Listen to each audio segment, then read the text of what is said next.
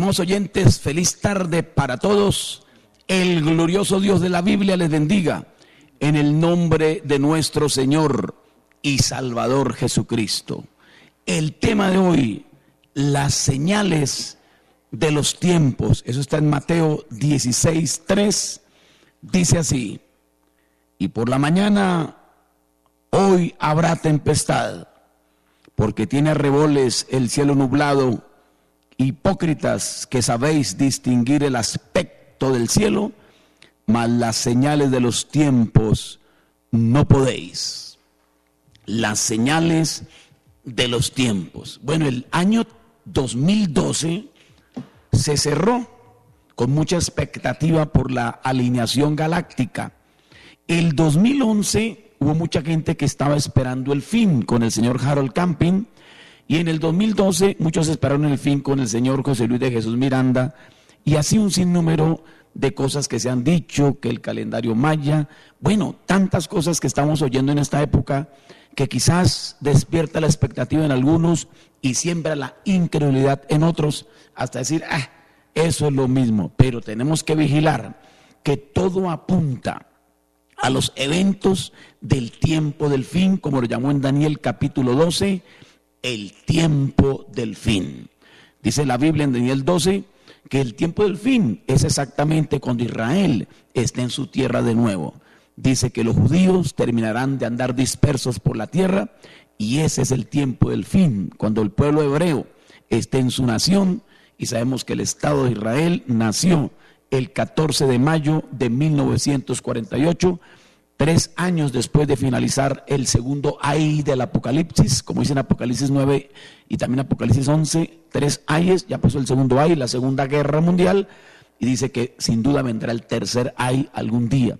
Bueno, ese tercer ay, sabemos por la Biblia que es la batalla de Armagedón, cuando algún día Israel, Jerusalén, será rodeada de ejércitos, como dice en Zacarías capítulo 12, y también dice en Zacarías 14:12, que la piel se le derretirá a la gente sobre sus caminando se les va a caer la piel, y los ojos se le hunden y la lengua se derrite.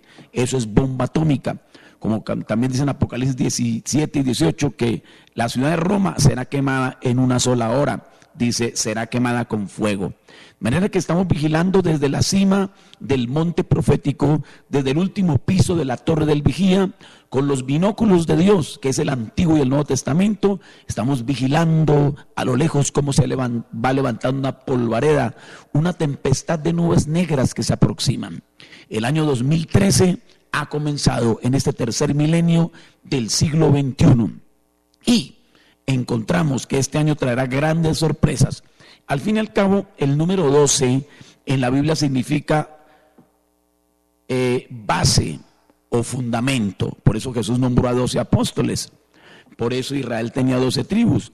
Por eso en Apocalipsis 21 dice que la ciudad está edificada sobre 12 cimientos. Por eso en Hechos capítulo 19 dice que la edad de Éfeso comenzó allá precisamente. Entre los efesios dice que eran por todos unos 12 hombres, dice en Hechos 19, de manera que el número 12 es muy importante, pero iba también el 13, porque fueron 12 personas que eran de la simiente de Dios, o sea, 11 discípulos de Dios, más Jesucristo nos da 12 salvos de la simiente de Dios, pero había uno que era de la simiente de la serpiente, y era Caín, el número 13. Por eso el número 13 es tan importante en Apocalipsis capítulo 13. Cuando llegamos a Apocalipsis capítulo 13, desembocamos en un número muy importante donde están todos los reinos del mundo en un solo reino. Recuerden que en Daniel capítulo 7 dice que habían 4 grandes bestias, y cuando miramos en Daniel 7 encontramos que la palabra terión, o sea bestia, significa reinos, gobiernos, potencias mundiales. Estas 4 grandes reinos o 4 grandes bestias tipológicas, la primera era semejante a un león con alas, y la misma Biblia nos muestra que ese primero fue nada menos que la cabeza de oro de la estatua que soñó Nabucodonosor, lo cual fue el reino de los babilonios, encabezados por Nabucodonosor.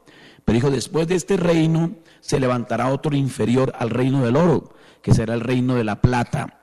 Fue el imperio medo-persa, que es el equivalente a los 2 hombros de la estatua. Ve, medo-persas.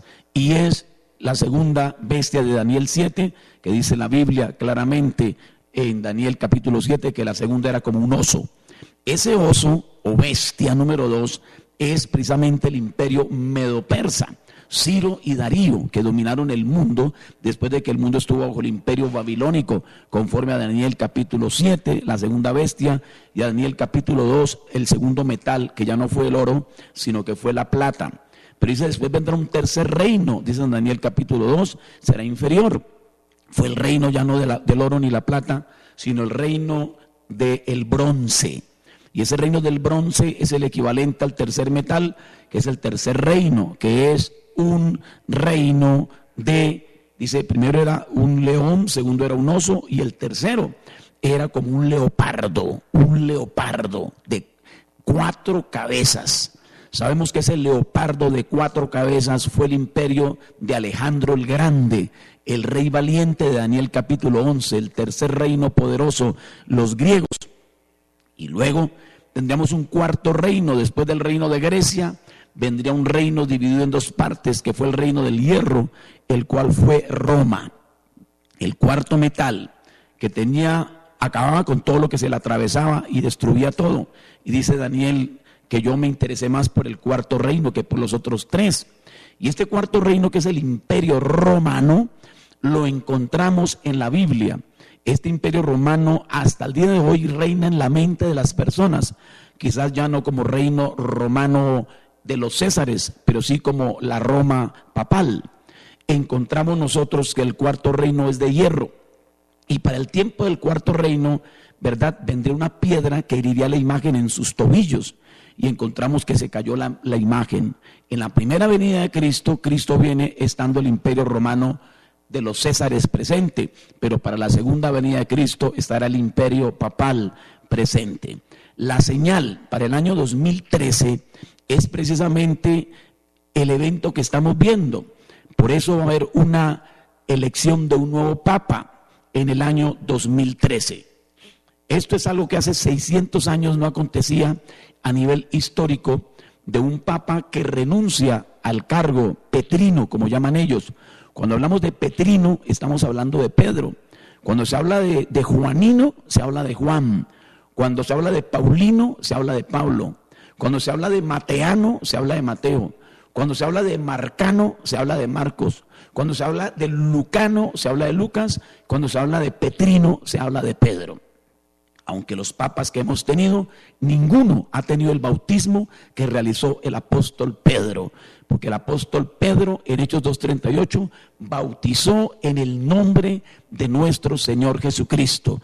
No solamente en Hechos 2:38, sino en Hechos 10:47 y 48, dice que mandó bautizarles en el nombre del Señor Jesucristo. De manera que nos damos cuenta, a la luz de la Biblia, a la luz de la palabra, que no estamos viviendo cualquier tiempo. Tenemos que vigilar las señales, porque cuando habla la Biblia de bestias, está hablando de grandes reinos, de grandes naciones, de grandes potencias.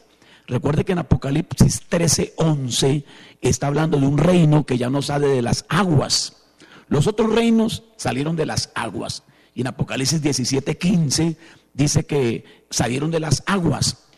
O sea, los reinos del viejo mundo, la Europa antigua. Aguas, dice, son pueblos, muchedumbres, naciones y lenguas. Apocalipsis 17:15. Y en Daniel capítulo 7, verso 1 y 2, dice que 4 grandes bestias salieron del agua. O sea, reinos en el viejo mundo. Pero ¿quién iba a pensar que iba a haber un nuevo mundo aquí en el lado del occidente? Como dice en Zacarías 14:7, al atardecer habrá luz. Jesús dijo, será como el rayo que va, el relámpago más bien, de oriente a occidente. Hemos llegado al atardecer de la historia en Occidente, América. Por eso los ojos están puestos ahorita en América. Casi todos los papas han sido europeos, o los últimos, un polaco y un alemán. Pero hay muchas posibilidades de que se ponga ahora la mirada en América, Norte, Centro y Suramérica. De manera que por eso encontramos estas grandes señales cumpliéndose al pie de la letra. En Apocalipsis 13:11 nos habla de un reino que no sale de las aguas, sino que brota de la tierra, o sea, de un continente nuevo, y ese es Norteamérica.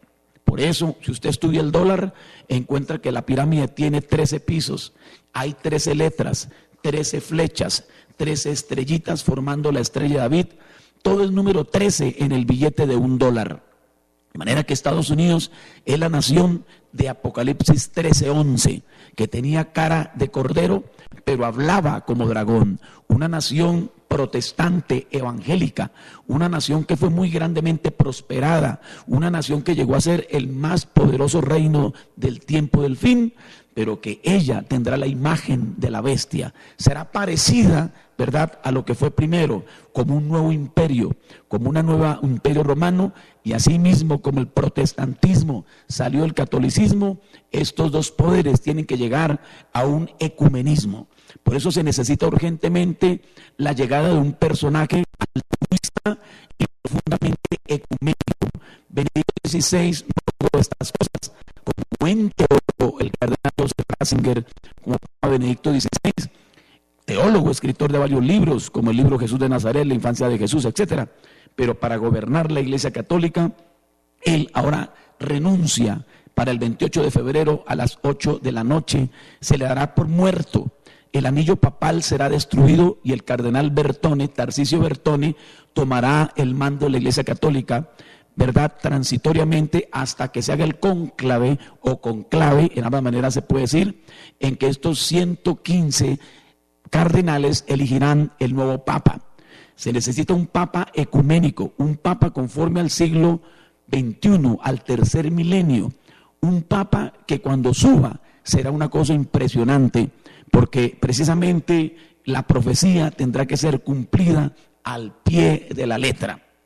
Por eso no estamos viendo cualquier momento, no estamos viendo cualquier instante. Nuestra mirada tiene que captar las señales de los tiempos, las grandes profecías cumplidas y los puntos cardinales del eje de la profecía, porque el eje es la Biblia, el eje es cristocéntrico, es el espíritu de la profecía, como dice la Biblia, pero hay grandes puntos de observancia como deben ser. Jerusalén. Cuando miramos a Jerusalén, encontramos el gran problema árabe-israelí, con la primera guerra árabe-israelí en 1948, la segunda guerra árabe-israelí en 1956, la tercera guerra árabe-israelí en 1973, y luego tenemos la guerra del 67, la guerra del 49, la del 56, la del 67 y la del 73, repito. La primera guerra, una vez que nace el Estado de Israel, viene la primera guerra árabe-israelí, ¿verdad?, en el Medio Oriente en el año 48. La segunda guerra árabe-israelí en el 56 con Egipto. La tercera en el 67, tomando a Jerusalén como ciudad principal, porque desde el año 70, en que cuando Cristo anunció que en el año 70, ¿verdad?, ya Jerusalén sería tomada por los gentiles. Lucas 24, Lucas capítulo 24, Señor Jesucristo, Lucas 21, 24, Jesús dijo: Jerusalén será pisoteada por los gentiles hasta el tiempo en que se cumpla. Eso fue en el año 67, 1967, Jerusalén pasó a manos de los judíos, en la guerra de los 6 días. Luego vino la siguiente guerra, la guerra del 73, la guerra del Yom Kippur, y ahora estamos al borde de una guerra árabe-israelí. Tenemos la primera del 48, la segunda del 56, la tercera del 67, la cuarta del 73, viene una quinta. Cuando llegue la quinta guerra árabe-israelí, esa será la tercera guerra mundial, porque allí estará Irán con sus bombas, Israel tiene bombas atómicas, mejor dicho, Jerusalén será rodeada, dice la Biblia en Daniel 12, 2 y 3, que todas las naciones se juntarán contra ella. Entonces nuestro ojo no está por ahí mirando cualquier cosa, sino que Jesús dijo: ustedes no conocen las señales de los tiempos, cuando vean las nubes negras a lo lejos, sepan que la señal de que va a llover está en la puerta. Es lo que estamos viendo ahí en el panorama profético en el Medio Oriente este año, muy posiblemente, es que es casi fijo que lo que no sucedió en el 2012, en el 2013 va a cuajar, y es el problema árabe-israelí, sobre todo con la más grande amenaza contra Israel, que es Irán, que es Persia, que habla en Ezequiel 38:5, dice que Persia atacará a Israel. Y Gog y Magog, tenemos que también ponerle la mirada. ¿Quién es Gog y Magog de Ezequiel 38? Es Rusia. Cuando la Biblia habla en Ezequiel 38 de Mesec, ese es Moscú. Usted haga un estudio, investigue y verá que Ezequiel 38 es Rusia. no la Unión Soviética, porque eso ya se fue al suelo, pero Rusia tiene que cumplir la profecía en el fin del tiempo, ¿verdad? Atacando a Israel en el fin del tiempo y quemando al Vaticano en el fin del tiempo. Otro punto de observancia debe ser la ciudad de Roma. Cuando hablamos de la ciudad de Roma, estamos en Apocalipsis 17 y en Apocalipsis 18 dice que es la ciudad de las 7 colinas. La ciudad de las 7 colinas es Roma. Se esperaba su destrucción en el 2011. No funcionó porque no es cuando el hombre diga, sino cuando debe suceder. Recuerde que para el 11 de mayo, cuánta gente se preparó, ¿verdad? Y no trabajaron el 11 de mayo porque pensaron que era el fin de Roma. Y la gente en Italia no fue a trabajar, siendo un día normal de la semana, y se subieron a las colinas a ver cómo Roma se iba a destruir, pero no se destruyó, porque todavía no es la hora. Pero eso va a llegar algún día. Las cosas están apuntando a los eventos. Por eso en la ciudad de Roma encontramos esta señal, como ese gran rayo que cayó encima de la cúpula allí del Vaticano. Tenemos el problema de los Batilix, que es el descubrimiento de lo que pasa intestinalmente entre corrientes políticas dentro del Vaticano.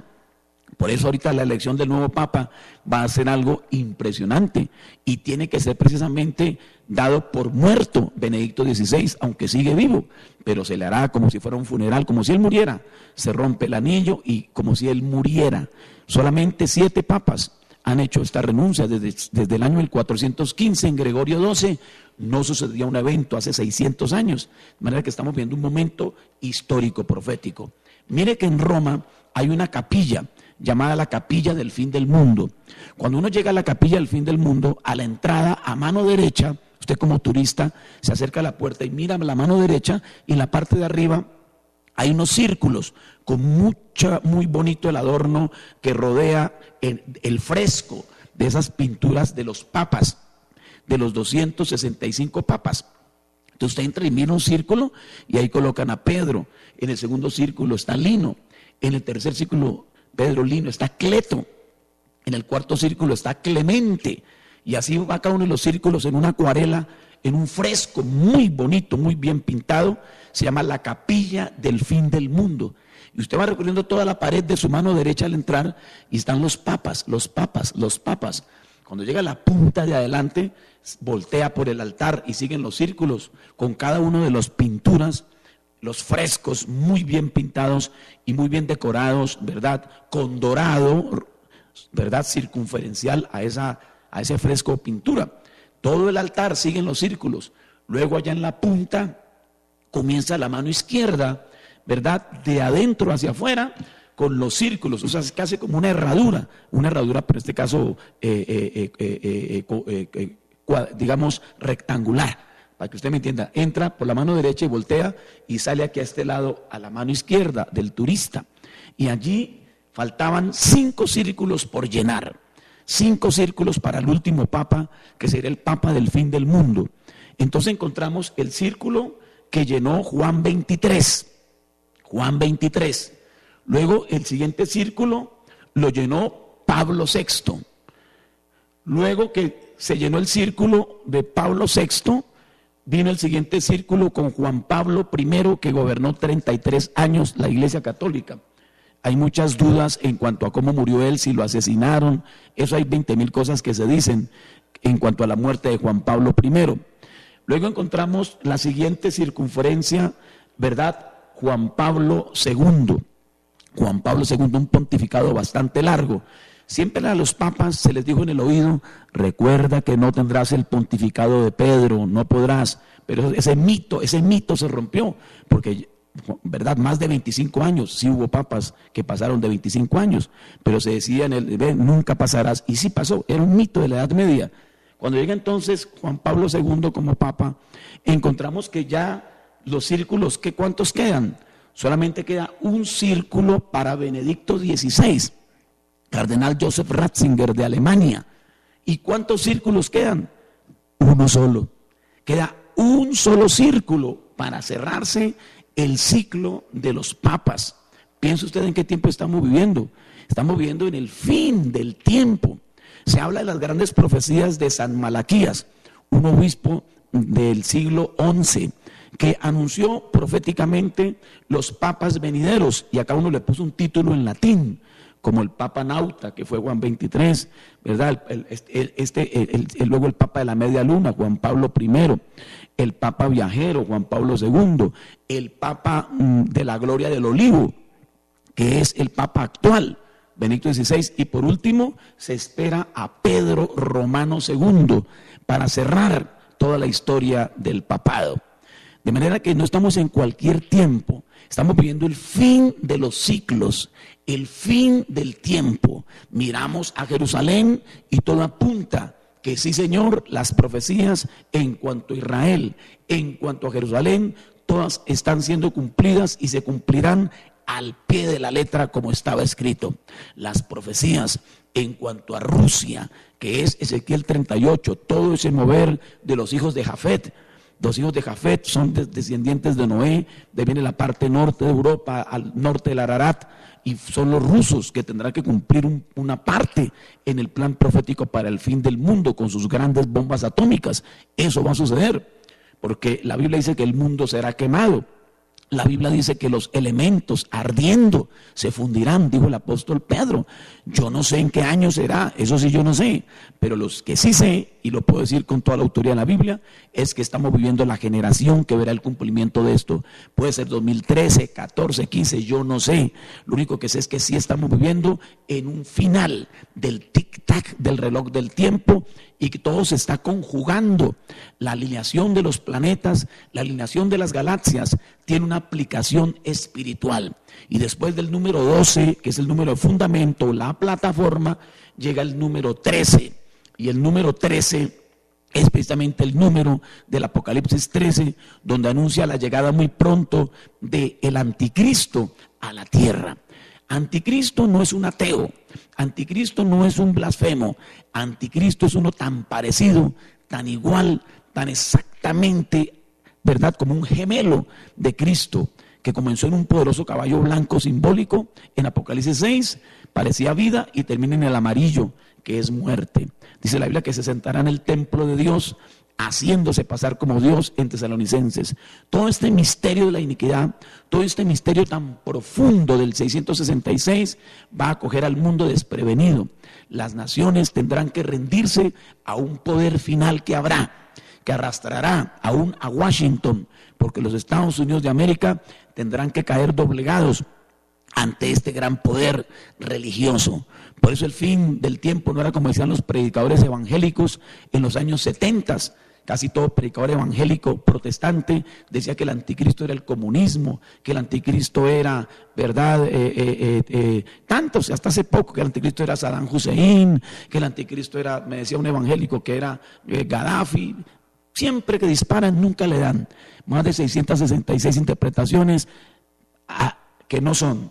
Pero tendrá que venir un personaje que dará al mundo, traerá una paz ficticia, mundial, unirá las naciones bajo un poderosísimo reino final que se aproxima a pasos agigantados, donde el mundo entero estará mirando hacia ese lugar para que se cumpla la Escritura.